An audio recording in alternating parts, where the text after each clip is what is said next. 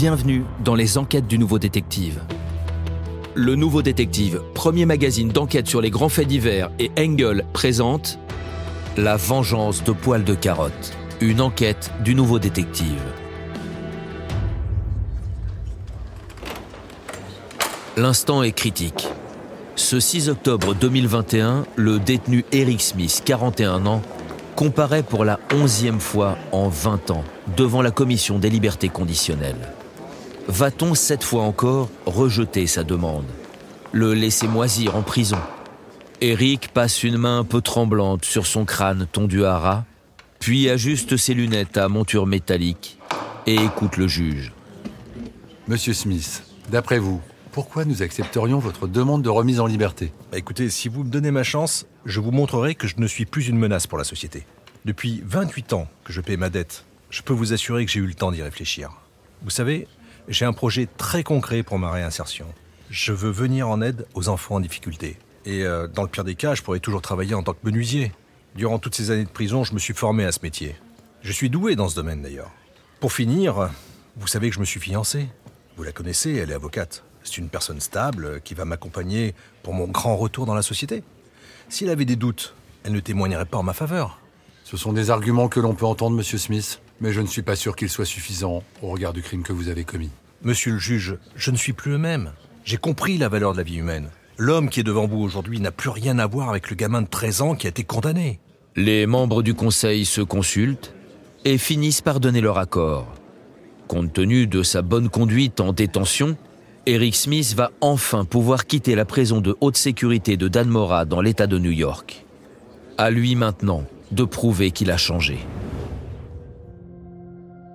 C'était le 2 août 1993 à Savona, une petite ville paisible de 800 habitants non loin des Grands Lacs américains. Ce lundi matin, les vacances scolaires commencent et le temps est magnifique. La mairie a organisé tout un programme de loisirs au centre aéré et Derrick Roby, 4 ans, y est inscrit comme tous ses copains. Hélas, ce matin-là, son petit frère d'1 an se réveille malade et leur mère ne va pas pouvoir les accompagner. La sortie est fichue. Oh non, maman, je peux y aller tout seul. Je te promets, je ferai pas de bêtises. La mère, Doreen Roby, hésite. Son fils se faisait une telle joie d'aller jouer là-bas. Et puis, c'est vrai que le parc n'est qu'à 2 pas de la maison. Et du bon côté de la chaussée, il n'y a donc pas de rue à traverser. Bon, d'accord, je te fais confiance. Derrick lui saute au cou. Merci, je t'aime, maman. Quelques instants plus tard, après un bisou, le garçon part en sautillant sur le trottoir, en emportant un encas dans son sac en papier composé d'une banane et d'un jus d'orange. Doreen le regarde s'éloigner dans ses baskets blanches avec son polo rouge et son bandeau fétiche décoré de décalcomanie. Il est trop mignon. Peu avant midi, Doreen part le récupérer pour le déjeuner. Et là, d'un coup, l'angoisse. La responsable du centre aéré n'a pas vu d'Eric de la matinée. La maman blêmit. Ce n'est pas possible, il est parti à 9h. En pleine panique, elle alerte son mari et la police. Tout le monde se met alors à chercher l'enfant dans le parc. On quadrille les allées, les rues, on crie son nom, on frappe aux portes, on arrête toutes les voitures. Rien. Aucune trace du petit. La petite ville de Savona est entourée de champs. On explore les hautes herbes et après 4 heures de recherches intensives, un ranger trouve le corps du garçonnet en bordure d'un sous-bois, à mi-chemin entre le parc et son domicile. Le petit porte des marques de strangulation et d'horribles blessures à la tête. On isole les lieux et on annonce l'insupportable nouvelle aux parents effondrés. Les policiers de la scientifique, de leur côté, sont déjà au travail. Le tueur a créé une mise en œuvre macabre en disposant les baskets de la victime de chaque côté de sa tête. Le pauvre Derrick a été étranglé et achevé à coups de pierre. Mais ce n'est pas tout. Son agresseur s'est acharné sur son cadavre et l'a violé avec un morceau de bois.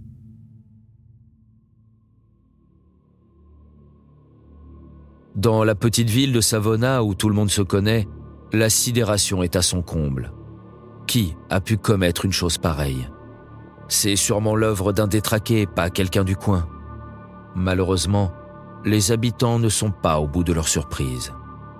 Tout naturellement, les parents ont peur pour leurs enfants. Il y a des policiers partout qui font du porte-à-porte, lancent des appels à témoins, interrogent les enfants du centre aéré et tous les copains de Derrick. Effrayés, les familles du voisinage assistent à cette agitation. Parmi elles, une maman et son garçon de 13 ans. Il est roux, avec des lunettes rondes et des taches de rousseur. Et il semble très intéressé par les allées et venues des véhicules de police. Maman, si c'est un enfant qui a tué Derrick, qu'est-ce qu'il risque? Eh bien, il aurait sérieusement besoin d'un psy. Mais pourquoi tu me demandes ça? Oh, pour rien, comme ça. Les choses en restent là. Mais 7 jours plus tard, l'ado aux taches de rousseur annonce à sa mère qu'il a fait une grosse bêtise. Maman, je suis désolée. C'est moi qui l'ai tué, ce petit garçon. Qu'est-ce que tu dis? Je sais pas pourquoi je l'ai fait. J'ai pas compris ce qui s'est passé. Terrifié, incrédule, Tammy Smith conduit son fils au commissariat. L'inspecteur qui le reçoit est intrigué par ce jeune garçon. Il est poil de carotte, plutôt petit pour son âge, et a surtout un regard très froid derrière ses grosses lunettes rondes. Sans aucune appréhension, il reconnaît avoir tué Derrick. L'inspecteur reste sceptique. C'est sûrement un petit malin qui veut se rendre intéressant, se dit-il.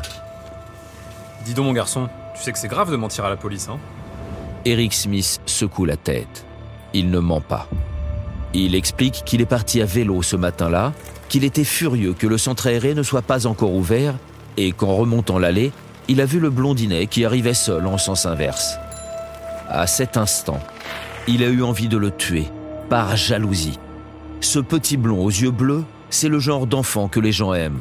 Tout le contraire de lui, un petit rouquin binoclard. Eric a donc raconté à Derrick qu'il connaissait un super raccourci par le bois. Ce dernier l'a suivi sans crainte. Mais une fois à l'abri des regards, l'ado a étranglé Derrick. Et il l'a achevé en lui fracassant le crâne avec des pierres. Une petite d'abord, puis une grosse. Il mime le geste. L'inspecteur est bouleversé. Ces détails, n'ayant jamais été révélés à la presse, le garçon dit la vérité.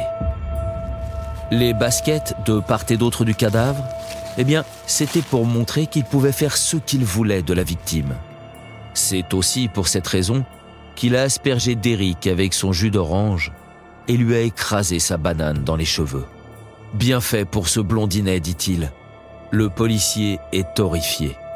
Encore 2 éléments tenus secrets qu'Eric Smith n'a pas pu inventer. Et le pire, c'est qu'il débite toutes ces horreurs en souriant. Un silence de plomb s'abat dans la pièce.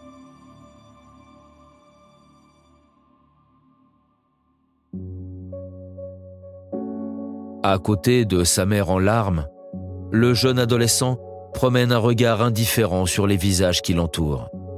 Et quand on lui demande les raisons de son geste, il déballe d'un coup ce qu'il n'a sûrement jamais confié à personne. Chaque jour, quand je vais à l'école, j'ai l'impression que je vais en enfer. Là-bas, tout le monde se moque de lui. À cause de ses cheveux roux, de ses taches de rousseur, de ses lunettes, de ses oreilles décollées. Et cela fait des années que ça dure. Souffre-douleur à l'école, le garçon ne l'est pas moins à la maison.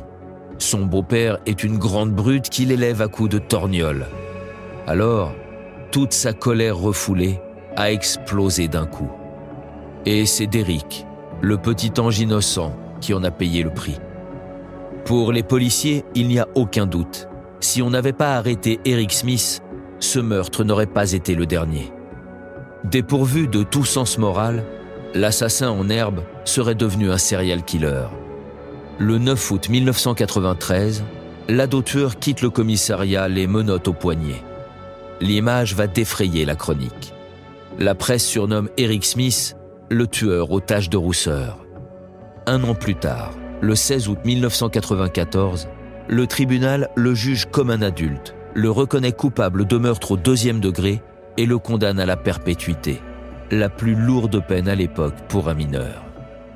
Aujourd'hui, le proscrit de désormais 42 ans vient donc d'être libéré après 28 années passées sous les verrous. Certes, il affirme avoir changé, et c'est tout à fait possible. Mais en est-on vraiment certain? Eric Smith est parti prendre un nouveau départ dans le Queens. Personne ne voulait le revoir à Savona. La société, par la décision des juges, a cru bon lui donner une nouvelle chance. Puisse-t-elle ne jamais le regretter?